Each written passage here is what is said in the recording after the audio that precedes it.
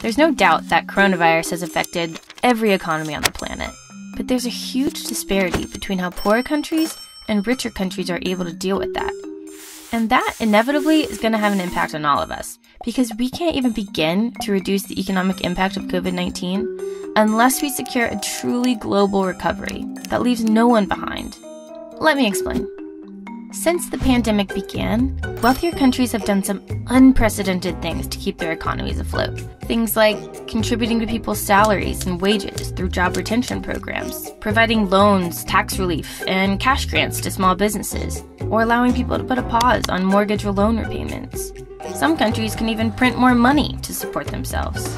All of these things have helped ensure that certain economies don't totally collapse. But here's the thing. It doesn't work this way for a lot of developing nations. Why? Because they're having to spend a huge portion of their budget on debt repayments to private creditors and groups like the World Bank, which leaves little money left to invest in tackling the pandemic or protecting their own economies.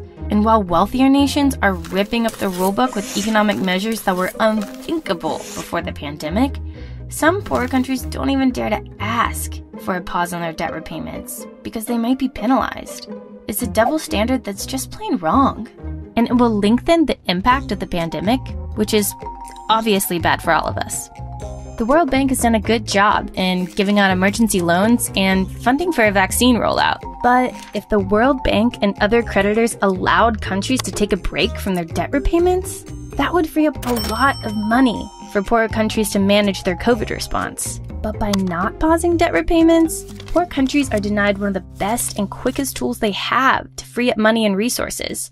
A move which would really help countries properly respond to COVID-19. Because here's the deal, the pandemic has shown us how interconnected our world is. A wave of loan defaults by the poorest countries would impact the global financial system, and in turn the economies of G20 countries.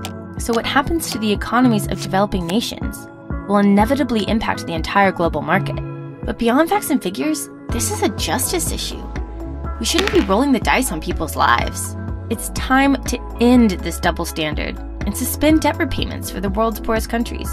Because where you live shouldn't determine whether you live.